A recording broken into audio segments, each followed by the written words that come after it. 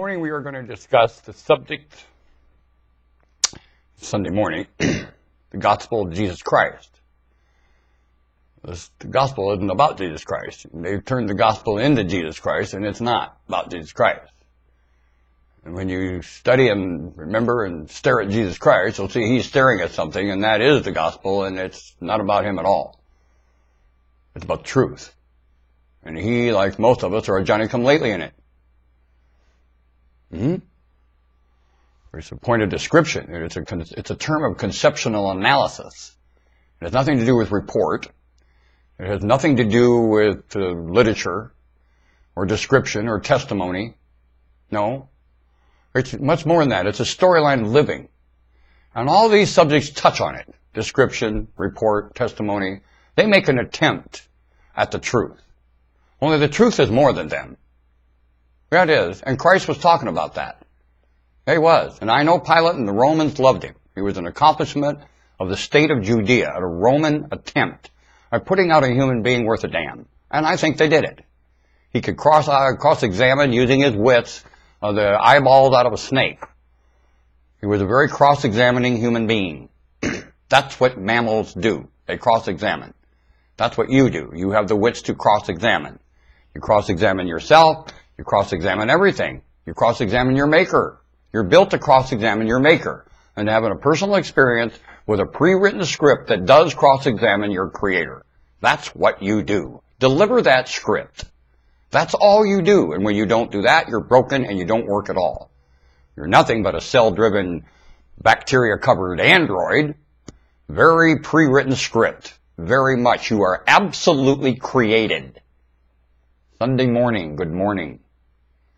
Live living. You're a mammal. A priceless mammal. A gem. If you when you go into a china shop, belongs to the Lord, on the boulevard where the Lord has his china shop, and you're strolling down that boulevard in creation, you go in there, that's where you'll find humanity. The most priceless thing in the Lord's china shop. Want to bet? That's you. That's this cosmos. A priceless Heath kit. The Lord says, this is my first invention. Come on. But I'm a little disappointed that this thing's having some problems. It's suffering. It's suffocating. It's headed dormant. Things live dormant, only that's not what they do. And the earth shall move and live through dormant. Yes, it shall. And humans shall hibernate and go through the whole thing. Very close to the inside here. Inside. They're not going in there, they're going in here. In here. Not in there. NASA needs to come here. This is the deep space probe. This is V'ger. This is V'ger. How do you like V'ger? You are V'ger. Yeah, how you doing, V'ger? Now live V'ger. V'ger's more than terrorizing. V'ger's curious and searching creator. This thing isn't searching creator. It understands it isn't going to find creator. Once you search creator, you seek the Lord with all you, or he may be fine. You don't find a he. You don't find anything with gender. You find the evidence of a creator. I have done that. I have searched the Lord where he may be found. I was raised to do it, born to do it. I'm the king of the Jews. It's genetically knee-jerk for me. That's what I do. And I'm letting my genetics mature, basically, right now in front of you. This is the maturity of this individual's genetic process. I head for consistency. This thing lives consistent. It doesn't know the word future. It doesn't know anything about it. It lives consistent. And it doesn't have any idea what time it is, and it doesn't care. It's irrelevant. It doesn't waste time with irrelevant issues, this thing. It's got the wits to know better and have a great adventure. Not screwing around with irrelevant BS, like going on right now with every grant process on this planet. The service right now is covered with a coating of irrelevant. The living styles of this planet right now are coated with a surface of irrelevant, redundant, and stupidity. European Hahibi. European Mashmahablabak. Right here. A big coating across the planet. It's got to dissolve, and it shall. You evolved. You know nothing yet it. So, believe me, the coating here, gone. Do not see anything living right now as any example of anything living at all. Because it is not. It is living in, not death, it's living headed dormant. I'll not insult you with words that insult you. I'll remind you what botany is happening here. And it's happening botany, and you're an aspect of botany, and live it. How do you do? You're a mammal. You're an aspect of botany. Like it? You eat botany.